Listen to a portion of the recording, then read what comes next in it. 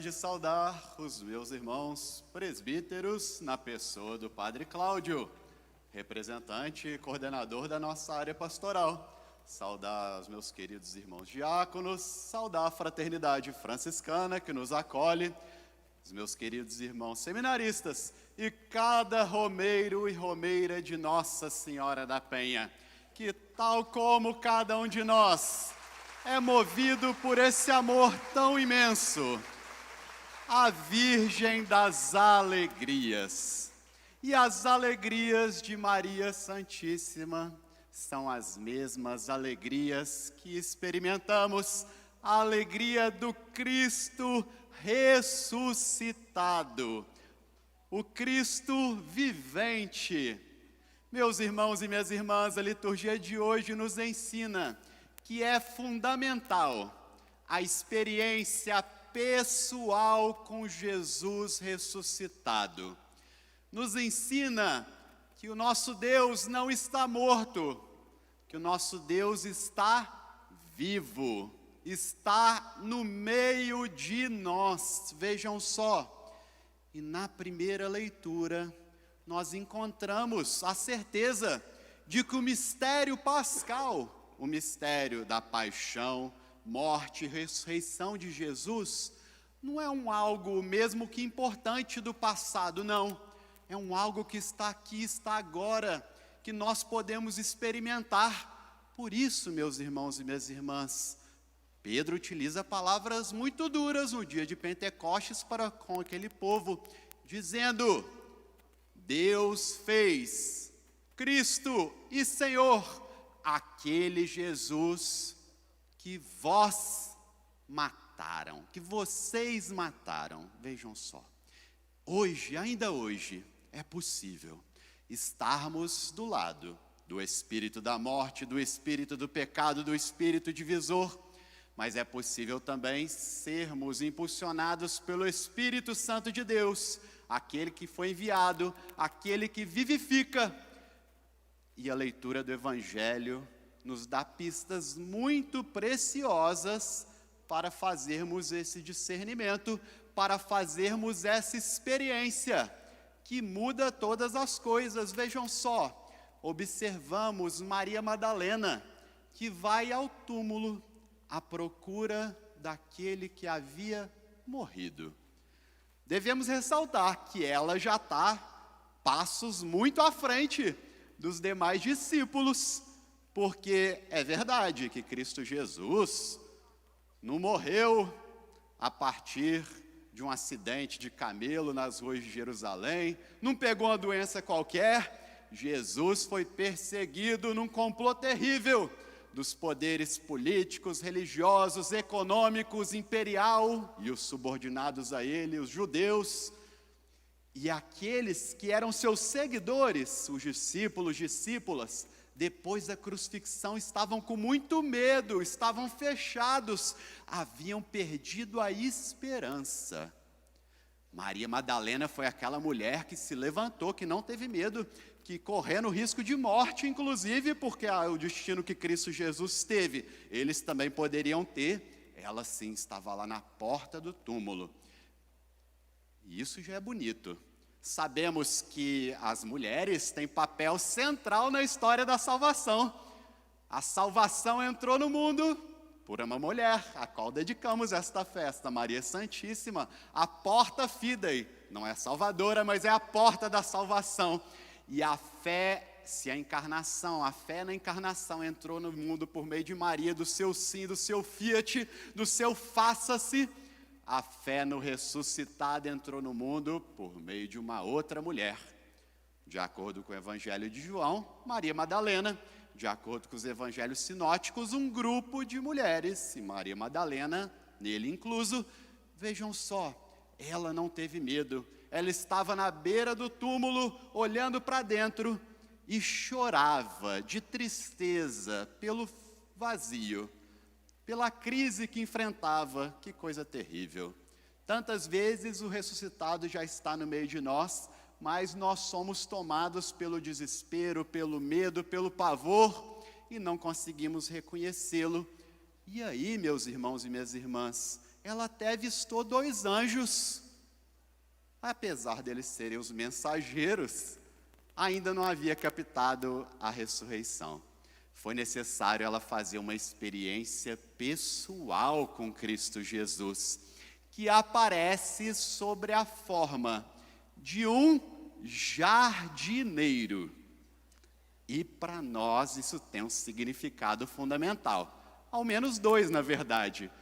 Um teológico, podemos dizer assim, e outro espiritual. Teológico, porque no Evangelho de João se resgata a ideia do Gênesis, da criação, na qual Deus fez toda a terra como um jardim do Éden, colocou o homem e a mulher lá para viver segundo o bem, a justiça e a verdade. Colocou-os como jardineiros. Adão era o jardineiro desse grande jardim.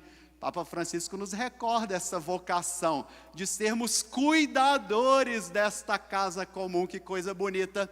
Mas entrou no mundo o pecado, a violência, a desigualdade, e essa realidade esteve desordenada.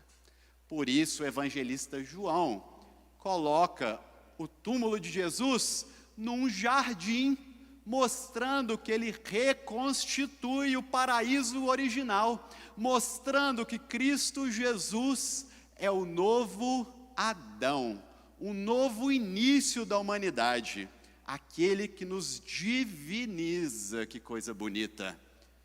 Existe também um significado espiritual, podemos dizer, porque João faz questão de ressaltar, o evangelista João, que as aparições de Jesus sempre são como pessoas, e o termo que ele usa é confundidos, confundiu-se com pessoas pobres, vejam só. Ali era um jardineiro. Mais para frente, nos discípulos de Emaús, será um peregrino, um viajante, um retirante, podemos dizer assim. Um pouquinho depois será um fantasma, isso é aquele que é invisibilizado. No mais ainda para frente será um mendigo, um que tem fome e pede na margem do rio Tiberíades de comer. Vejam só, nessas pessoas que o ressuscitado vai aparecendo. Reparam que confundido com eles, interessante, conjunto, fundido, misturado. Que sentido, meus irmãos e minhas irmãs? Que Cristo Jesus ressuscitou, já venceu o pecado e a morte. Não deve ser retido, Maria, não me retenhas, devo voltar para junto do Pai. Mas ele permanece confundido com os pobres, com os oprimidos deste mundo.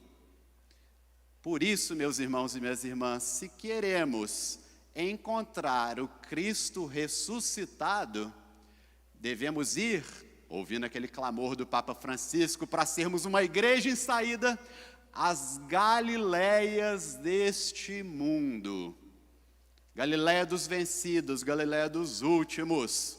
Devemos estar, sim, com as pessoas em situação de rua, com os encarcerados, com as pessoas LGBTs, com os negros, todos aqueles que sofrem opressão, discriminação. Ali a igreja deve estar, e isso tem um fundamento espiritual. O espiritual não é aquele que fica muito alienado e fora das coisas desse mundo, não. O espiritual é tal como Cristo Jesus, aquele que se faz carne, na carne dos últimos. Essa é a espiritualidade de Jesus, que ele nos ensinou. Porque aquilo que não é assumido não é redimido, como nos ensinavam os padres da igreja. Por isso, meus irmãos e minhas irmãs, Cristo Jesus deseja restituir todas as coisas enquanto paraíso, na sua dimensão original. E é verdade que nos dias de hoje vemos tantos sinais de morte. Recentemente, podemos observar, não sei se vocês acompanharam, que coisa triste, o governo federal vetou, em época de campanha da Fraternidade sobre a educação, vetou a distribuição de absorventes para as meninas pobres. Os professores e professoras que estejam aqui presentes não vão me deixar falar sozinhos. Como que isso leva meninas a faltarem às aulas, passarem constrangimento, terem déficit de aprendizado? Para isso, não tem dinheiro. E na campanha da Fraternidade, tantos católicos se calam, fecham os olhos. Não, temos que ser profetas. Enquanto isso, tem dinheiro para Viagra, prótese peniana e lubrificante para as Forças Armadas, vejam só. Sinais de morte. Morte.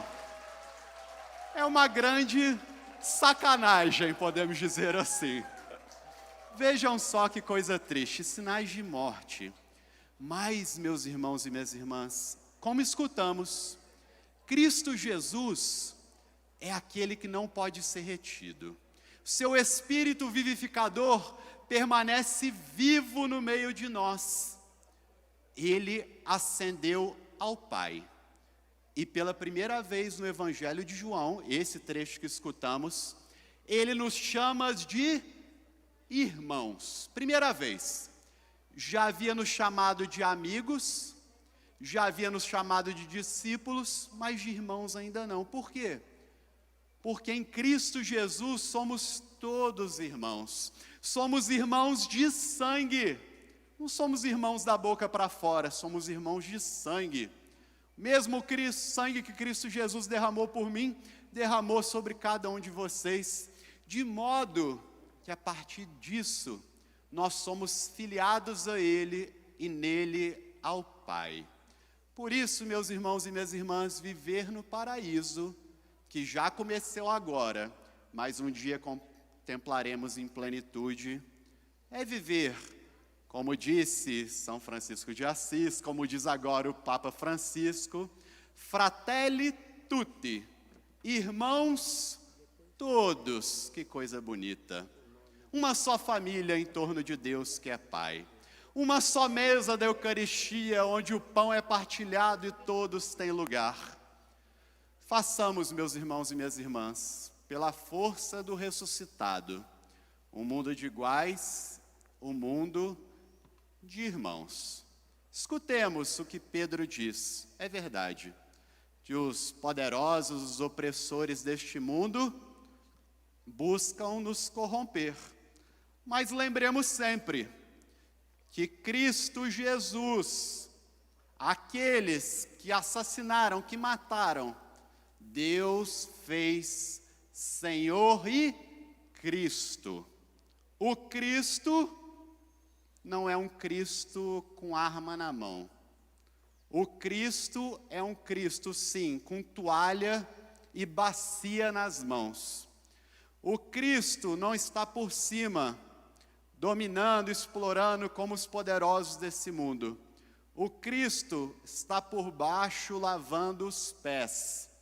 Os poderosos desse mundo, como Pôncio Pilatos, lavam as mãos. Jesus Cristo está a serviço, lavando os pés. Este é Cristo Jesus.